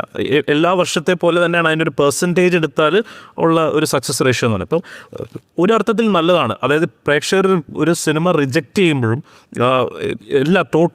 ഞാൻ പറയുന്നത് എല്ലാത്തിനും റിജക്റ്റ് ചെയ്യുമ്പോഴും അതൊരു പഠനമാണ്. അപ്പം അങ്ങനെ ഒരുപാട് സിനിമകൾ ഉണ്ടാവാതിരിക്കുന്നതും ഒരർത്ഥത്തിൽ നല്ലതാണ്. അപ്പം നല്ല സിനിമകൾ, നല്ല സ്ക്രീൻ പ്ലേ മാത്രമേ സിനിമ ആകുന്നുള്ളൂ എന്നൊരവസ്ഥ വന്നാൽ as writers, as film makers നമ്മളും കോർണേർഡ്, അല്ലെങ്കിൽ നമ്മൾ പോസിറ്റീവ്ലി പുഷ്ഡ് ആണ് ടു നമ്മുടെ ക്രാഫ്റ്റ് ബെറ്റർ ആക്കാൻ, നമ്മുടെ സിനിമ ബെറ്റർ ആക്കാനായിട്ട് നമ്മളെ പുഷ് ചെയ്യപ്പെടുകയാണ്. അപ്പോൾ അത് at the end of the day സിനിമയ്ക്ക് നല്ലതാണ്. നമുക്ക് എന്തെങ്കിലും ഉണ്ടാക്കി എന്തെങ്കിലും ചെയ്തു കഴിഞ്ഞാൽ ആളുകൾ സ്വീകരിക്കില്ല എന്നുള്ള ബോധം, എന്നുള്ള തിരിച്ചറിവ് വളരെ നല്ലതാണ്. അപ്പോൾ അങ്ങനെ പ്രൊഡ്യൂസേഴ്സ് അങ്ങനെ സിനിമകൾ ചെയ്യാതിരിക്കുന്നതും ഒരർത്ഥത്തിൽ നല്ലതാണ്. ഞാൻ പറയാം, അതിൻ്റെ ഒരു വർക്ക് സൈഡ്, അതിൻ്റെ ആളുകളുടെ തൊഴിൽ, ആ ഒരു അർത്ഥത്തിലല്ല ഞാൻ പറഞ്ഞത്. ക്വാളിറ്റി ഓഫ് ദ സിനിമയ്ക്ക് അത് നല്ലതാണ്. അപ്പം ആബ്സല്യൂട്ട്ലി പോസിറ്റീവായിട്ട് നല്ല കാര്യങ്ങൾ സംഭവിക്കട്ടെ. എനിക്കും ഇതുപോലെ ആവേശം പോലെ അല്ലെങ്കിൽ പോലും ആവേശത്തിൻ്റെ റിട്ടേൺസ് ഉണ്ടാക്കുന്നൊരു സിനിമ ചെയ്തിട്ടുള്ളത്. ദൃശ്യയ്ക്ക് എന്താണ് ആഗ്രഹം 2025 പറ്റി? പ്രതീക്ഷകൾ തലവൻ 2 ആണ്. ഞാൻ പറഞ്ഞ നമ്മളിങ്ങനെ ഇവോൾവ് ചെയ്ത് വന്നുകൊണ്ടിരിക്കുകയാണല്ലോ. ഇവോൾവ് ചെയ്ത് എപ്പോഴും നല്ല വേർഷനിലേക്കാണ് വരുന്നത്. ബ്ലസ്സേട്ടൻ പറഞ്ഞ പോലെ പടവലങ്ങ വളരുന്ന പോലെ താഴേക്കുള്ള വളർച്ച ആയിരിക്കത്തില്ല, മുന്നോട്ട് തന്നെ ആയിരിക്കും. ആ ഇവോൾവ് ചെയ്യാൻ തുടങ്ങുന്നതിൻ്റെ ഭാഗമാണ് ഇപ്പോൾ ഷട്ടർ പോലത്തെ ഒരു സിനിമ നമ്മുടെ നാട്ടിലുണ്ടായത്. ഷട്ടർ പോലത്തെ സിനിമ, അല്ലെ 101 ചോദ്യങ്ങൾ പോലത്തെ ഒരു സിനിമ ഉണ്ടായത്, 1001 നുണകൾ പോലത്തെ ഒരു സിനിമ ഉണ്ടായത്, അല്ലെങ്കിൽ ജാനേമൻ പോലത്തെ ഒരു സിനിമ ഉണ്ടാകുന്നു. നമ്മുടെ എല്ലാ ചെറിയ സിനിമകളെ കുറിച്ച് നമ്മൾ സംസാരിച്ച്, ചെറിയ സിനിമയായിട്ട് വന്ന് വലിയ പേരെടുത്ത സിനിമകൾ. സോ പ്രത്യേകിച്ച് ഇപ്പോൾ ഈ AI സാങ്കേതിക വിദ്യയും ബ്ലസ്സേട്ടൻ പറഞ്ഞ പോലെ എന്തും നമുക്ക് ആലോചിക്കാവുന്നത് വിഷൻ ലാംഗ്വേജിൽ കൊണ്ടുവരാം. അങ്ങനെ ഒരു സാഹചര്യത്തിലേക്ക് പോകുമ്പോൾ ഉറപ്പായിട്ടും നല്ല എന്ത് കാര്യവും നമുക്ക്, അല്ലെങ്കിൽ ഇപ്പോൾ 20 മുതൽ ദൃക്സാക്ഷി എന്നൊരു സിനിമ നോക്കുക, ഒരു കള്ളൻ ഒരു മാല മോഷ്ടിച്ചു എന്ന് പറയുന്ന പോലത്തെ ഒരു ചെറിയ കണ്ടന്റിനെ എടുത്തൊരു സിനിമ ഉണ്ടാക്കാവുന്ന, അതിനും ഓടിയിനുള്ള ഒരു കാലത്താണ് നമ്മൾ നിൽക്കുന്നത്. സോ ഇതിൻ്റെ അൾട്ടിമേറ്റ് ആയിട്ടുള്ള ഇതിൻ്റെ കുറേ കൂടെ മൂത്ത സംഗതികൾ ഇനി വരാനിരിക്കുന്നതേ ഉള്ളൂ. ഒപ്പം ആനന്ദ് പറയുന്ന വളരെ വാലിഡ് ആയിട്ടൊരു പോയിൻ്റ് ഉണ്ട്. അതായത് ഒരുപാട് സിനിമകൾ ഉണ്ടാവാതിരിക്കേണ്ടതും ആവശ്യമാണ്. ഇപ്പം നമ്മൾ നോക്കിയറിയാം, കഴിഞ്ഞ വർഷം 200 ചില്ലാനം പടം ഇറങ്ങിയിടത്താണ് 140 മാറി. അത് പഠന വിഷയമാക്കേണ്ട ഒരു ചർച്ച തന്നെ വെക്കേണ്ട വിഷയമാണ്. അപ്പോൾ നമ്മൾ പറയുന്നുണ്ട് ഒരു സൈഡിൽ കൂടെ OTT വരുന്നുണ്ട്, സാറ്റലൈറ്റ് ഉണ്ട്, മേഖലകൾ കൂടിക്കൊണ്ടിരിക്കുമ്പോൾ സിനിമ കുറയാ ചെയ്യണേ. അതിൻ്റെ അർത്ഥം തിയേറ്ററിൽ ഓടുന്ന സിനിമയ്ക്ക് മാത്രമേ നിലനിൽപ്പുള്ളൂ. തിയേറ്ററിൽ ഓടിക്കുക എന്നുള്ളത് മാത്രമേ ഉള്ളൂ. അല്ലാതെ ഒരു വേറെ എന്തുണ്ടെന്ന് പറഞ്ഞാൽ ലോകത്തിൻ്റെ ഏത് ഭാഗത്ത് നിങ്ങളുടെ സിനിമ കണ്ട് ആൾക്കാർ പറഞ്ഞു കൊണ്ടും കാര്യമില്ല. നമ്മുടെ നാട്ടിൽ തിയേറ്ററിൽ പടം കളിക്കുക, കളക്ട് ചെയ്യുക, അങ്ങനെ ഒരു അങ്ങനെയുള്ള സിനിമകൾക്ക് ഇനി നിലനിൽപ്പ് ഉണ്ടാവുള്ളൂ എന്നാണ് എനിക്ക് തോന്നുന്നത്. അല്ലാത്ത നമ്മൾ വെബ് സീരീസ് എന്ന് പറഞ്ഞുകൊണ്ട് നമ്മളങ്ങ് ഒതുക്കും. ഭരതനാട്യത്തിൽ നിന്ന് അപ്പോൾ തീർച്ചയായും ഈ പറഞ്ഞ പോലെ അടുത്ത സിനിമ ഒരു തിയേറ്റർ സക്സസ് ആക്കുക എന്ന് പറയുന്ന ആ ഒരു പ്രതീക്ഷയുണ്ടല്ലോ. കാരണം ഇത് നമുക്കൊരു പാഠമായിരുന്നു എന്നുള്ളതാണ്. അല്ല, അദ്ദേഹത്തിനൊന്നും ചെയ്യാൻ നമ്മുടെ സാഹചര്യമാണ് ഏറ്റവും ബെസ്റ്റായിട്ടാണ് ചെയ്തിരിക്കുന്നത്. ഭരതനാട്യം ഒരു നല്ല സിനിമയാണ്, വളരെ നല്ല സിനിമയാണ്. ഞാൻ പറഞ്ഞത് അത് ചില സാഹചര്യങ്ങൾ കൊണ്ട് നമ്മൾ നേരത്തെ ആ ഒരു നമുക്കൊരു കലാമിറ്റി വരുമ്പോൾ ഒന്നും ചെയ്യാൻ പറ്റില്ല. അല്ല, പിന്നെ നമ്മളിതിൽ നെക്സ്റ്റ് ഇയറിലാണെന്നുണ്ടെങ്കിൽ പോലും, ഇപ്പോൾ ആട്ടം ആണെന്നുണ്ടെങ്കിൽ പോലും എനിക്കത് തിയേറ്റർ എക്സ്പീരിയൻസ് തന്ന സിനിമയാണ് പേഴ്സണലി. ഇപ്പോൾ ഗഗനാചാര്യ എനിക്ക് തിയേറ്റർ എക്സ്പീരിയൻസ് തന്ന സിനിമയാണ്. ബഡ്ജറ്റിലോ ക്യാൻവാസിലോ എന്നുള്ളതല്ല. അപ്പോൾ ഒരു സത്യനന്ദിഗാഡ് സാറിൻ്റെ സിനിമ നമ്മൾ തിയേറ്ററിൽ ഇരുന്ന ഒരു ഹൗസ്ഫുൾ ഓഡിയൻസിൽ ഇരുന്ന് കാണുമ്പോൾ നമുക്കതിൻ്റെ ഒരു വൈബ് കിട്ടാറുണ്ട്. അതിൻ്റെ ഇമോഷൻ നമുക്ക് കിട്ടാറുണ്ട്. തിയേറ്റർ മൊത്തം സൈലൻ്റ് ആണെങ്കിൽ പോലും നമുക്ക് ആ തിയേറ്ററിൽ ഒരു ഫീൽ നമുക്ക് കിട്ടാറുണ്ട്. ഒരു ഹ്യൂമർ സീനാണെന്നുണ്ടെങ്കിൽ പോലും തിയേറ്ററിൽ എല്ലാവരും അതിനെ ഞാൻ തിയേറ്റർ എക്സ്പീരിയൻസ് ആയിട്ട് കാണുന്നത്. ഇപ്പോൾ പലരും ഇപ്പോൾ സോഷ്യൽ മീഡിയക്കകത്ത് ഒരു തിയേറ്റർ എക്സ്പീരിയൻസ് ഇല്ലാത്ത സിനിമ പറയുന്നുണ്ട്. അപ്പോൾ അത് ആർട്ടിസ്റ്റ് ഇല്ലാത്തതുകൊണ്ടാണോ അല്ലെങ്കിൽ ഒരു ക്യാൻവാസ് വലിപ്പം തോന്നിക്കാത്തതുകൊണ്ടാണോ, അങ്ങനെ നോക്കുമ്പോൾ ആർട്ടും ഇവരെ തിയേറ്റർ എക്സ്പീരിയൻസ് ഇല്ലാത്ത സിനിമയെന്ന് പറയും. പക്ഷേ ഒരിക്കലും അല്ല. അത് നമ്മൾ എന്താണ് ഓഡിയൻസിലോട്ട് എത്തിക്കാൻ നോക്കുന്നത് അത് അതേപടി എല്ലാ ഓഡിയൻസിനും ഒരുമിച്ച് കിട്ടുമ്പോൾ കിട്ടുന്നൊരു വൈബുണ്ട്. അതിനാണ് വൈബ് നമ്മൾ പറയുന്നത്. ഇമോഷണൽ സീനാണെങ്കിൽ പോലും തിയേറ്ററിൻ്റെ സൈലൻസ് പോലും നമുക്ക് ഒരു ഹൗസ് ഹോൾഡ് ഓഡിയൻസ് മൊത്തത്തിൽ സൈലൻ്റ് ആയാൽ പോലും നമുക്ക് കിട്ടുന്നൊരു സംഭവമുണ്ട്. അതൊക്കെയാണ് ഞാൻ തിയേറ്റർ എക്സ്പീരിയൻസ് ആയിട്ട് കാണുന്നത്. പക്ഷേ പലരും ഇപ്പോൾ നാട്ടിൽ വന്നത് തിയേറ്റർ എക്സ്പീരിയൻസ് ഇല്ലാത്ത സിനിമയായിരുന്നു, അതുകൊണ്ടാണ് തിയേറ്ററിൽ ഓടാതിരുന്നതെന്ന് പറയുന്നത്. അപ്പോൾ അത് എനിക്ക് മുഴുവനായിട്ട് അങ്ങനെ ഉൾക്കൊള്ളാൻ പറ്റിയിട്ടില്ല. പക്ഷേ അഫ്രോട്ടിട്ട് എനിക്ക് OTT സിനിമ തിയേറ്റർ സിനിമ എന്ന് പറഞ്ഞിട്ട് വേർതിരിക്കുന്നതിൽ എനിക്കിപ്പോഴും ഒരു കൺഫ്യൂഷനുണ്ട്. പക്ഷേ ഞാൻ എന്തായാലും ആ ഒരു കാരണം കൊണ്ട് ഞാനിനി വലിപ്പമുള്ള പരിപാടി തിയേറ്ററിലോ പോകാൻ ഉദ്ദേശിച്ചിട്ടില്ല. അതുപോലെ മലയാളത്തിൽ നമ്മൾ അൺഫോർച്ചുനേറ്റ്ലി മെൻഷൻ ചെയ്യാതെ പോയൊരു ഗംഭീര ഒരു മലയാള സിനിമയുണ്ട്, ഇതിൽ കണ്ടിട്ടില്ലെങ്കിൽ എല്ലാവരും കാണുന്ന സിനിമയാണ് ഡോൺ പാലത്തറയുടെ ഫാമിലി എന്ന് പറയുന്ന സിനിമയുണ്ട്. ഇപ്പോൾ OTT വന്നത് ഇത് പറഞ്ഞ പോലെ അൺഫോർച്ചുനേറ്റ്ലി അത് തിയേറ്ററിൽ ഇറങ്ങിയിട്ട് 3 ദിവസമോ എന്താണ് ഓടിയത്. ഇത് പക്ഷേ സിനിമ വൈസ് അമേസിങ് ആയിട്ടുള്ള ഫിലിമാണ്. അത് കണ്ടിരിക്കേണ്ട സിനിമയാണ്. ഞാൻ പറയുന്നത് ഇത് എല്ലാം നമുക്ക് എന്താണ് ഇതിൻ്റെ ഒരു മെഷർമെൻറ്റ്, ഒരു നല്ല സിനിമയുടെ അളവുകോൽ എന്താണെന്ന് എനിക്കറിയില്ല. അതെന്താണ് പറയാനായിട്ട്, തിയേറ്ററിൻ്റെ സക്സസ് ആണോ അതിൻ്റെ റവന്യൂ മാത്രമാണോ എന്ന് ചോദിച്ചാൽ അതിനൊരു ഗ്രേറ്റ് എക്സാമ്പിളാണ് ഫാമിലി എന്ന് പറയുന്ന cinema. One of the best മലയാളത്തിൽ ഇപ്പോൾ നമ്മുടെ പടം ഇറങ്ങി തിയേറ്ററിൽ വർക്ക് 2 ആഴ്ച കഴിഞ്ഞ് കിഷ്കിന്ത കണ്ടിറങ്ങി. അത് ഭീകരമായിട്ട് അടിച്ചു. അതും ഈ പറയുന്ന പോലെ വലിയ ക്യാൻവാസൊന്നുമല്ല, ഒരു വീട്, ഒരു കാർഡ്, 2-3 ക്യാരക്ടേഴ്സ് ഇതിൽ പോകുന്ന സിനിമ. അപ്പോൾ ഇതെന്താണ് ഇപ്പോൾ അപ്പനി സ്റ്റാറാണോ വിഷയം?